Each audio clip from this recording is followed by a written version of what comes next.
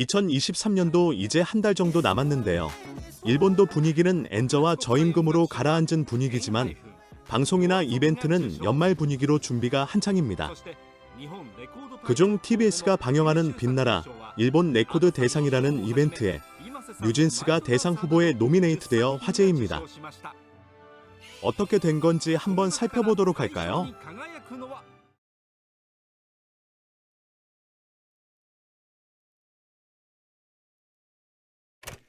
지금 뉴진스의 전 세계적인 활약이 거침없습니다.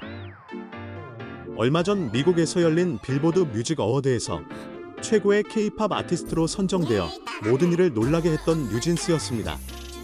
빌보드 뮤직 어워드의 기쁨도 잠시, 곧바로 일본에 현존하는 일본 음악 시상식 중 가장 오랜 전통과 권위를 가지고 있는 시상식, 빛나라 일본 레코드 대상에 뉴진스가 대상 후보에 오르는 놀라운 상황을 연출하고 있습니다.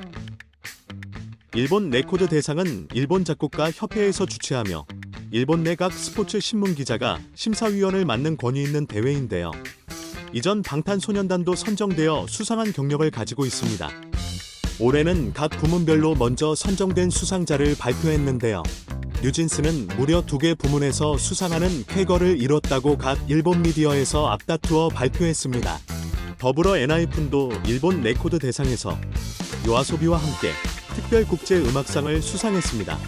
일본 미디어의 보도에 따르면 뉴진스가 제65회 일본 레코드 대상에서 우수작품상 특별상을 수상했으며 뉴진스의 기토는 외국어 곡으로는 사상 최초로 우수작품상을 수상하는 쾌거를 이뤘다, 이렇게 보도했습니다. 특히 뉴진스와 같은 경우는 아직 일본에 정식으로 데뷔한 것도 아니고 아직 데뷔 준비도 예정에 없었으며 일본에서 라이브 콘서트에 수차례 참가한 것뿐인데 2개의 부문에 수상하였고 더불어 아직 결정되지 않은 대상 후보에도 노미네이트되어 일본 사람들에게 놀라움을 안기고 있습니다. 일본의 야후뉴스에 게재된 일본의 유명한 스포츠 신문인 스포니치에서는 제65회 일본 레코드 대상의 각 부문별 수상작이 21일 발표되었는데 한국의 여성 유닛 뉴진스의 디토가 대상 후보인 우수작품상 10곡 중 한 곡으로 선정되었다. 한국어 가사에 영어 가사가 섞인 노래로 일본어 가사가 없는 노래가 후보에 오른 것은 사상 처음이다. 일본 데뷔를 하지 않은 그룹이지만 구독 등 전 세계 유통을 통해 이미 일본 젊은이들 사이에서도 큰 인기를 끌고 있어 외국어 노래라고 해서 배제하는 시대는 지났다며 역사적인 선정이 되었다라고 기사를 작성했습니다. 기사에 적힌 대로 뉴진스의 디토는 일본어로 다시 부른 적도 없는데 우수작품상을 수상한 걸 보면 일본에서의 인기는 거의 독보적인 거라고 볼 수 있겠습니다. 이에 대해 야후재팬 뉴스의 댓글란에서는 올해도 한국 아티스트의 약진에 대해서 난리가 났는데요. 이전 BTS의 수상에 대해서도 쪼잔하게 국제특별상이란 부문에서 수상하던 것과 비교해 올해는 이제 K-팝을 아예 한 장르로 인정하고 일본 가수와 동등한 시상으로 맞이하는 것 같다. 달라진 위상에 대해 일본 혐한 댓글러들의 부들거리는 시기 어린 댓글이 매우 가소로워 재미있습니다. 몇 가지 부들거리는 야후 재팬의 악플을 소개드리면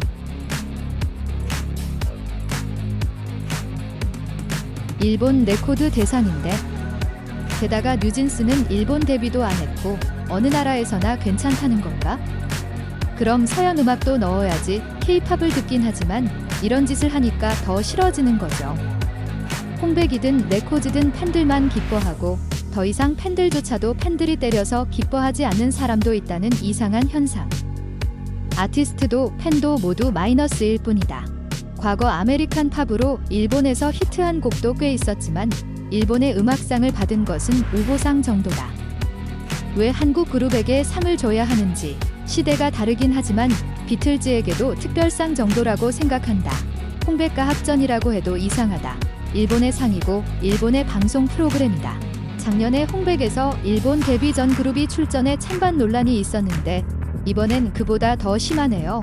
일본 레코드 대상인데 일본 데뷔도 하지 않은 K-팝 아이돌이 후보에 오르기도 하고 자국의 종합 차트를 참고해 아티스트가 출연하는 프로그램에 출연한 적도 없는 엔카가 후보에 오르는 등 비참하네요.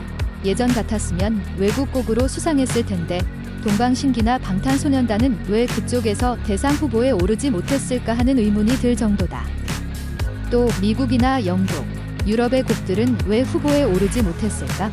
또 운반대상이라는 이름 그대로라면 루비자카 등이 TBS 종합 차트 상위권에 있는데도 배제하고 상위권에 들지 못하지만 스트리밍으로 듣는 K-팝을 선정했을까? 그래도 아이브는 없을 것이다. 이번에는 얼마나 움직였을까? 비슷한 의견이 수천 가지가 있어 이만 소개를 마칩니다. 끝까지 시청 감사드리며 구독과 좋아요 알림 설정은 제가 채널을 유지하는 데 도움이 됩니다. 잘 부탁드립니다. 감사합니다.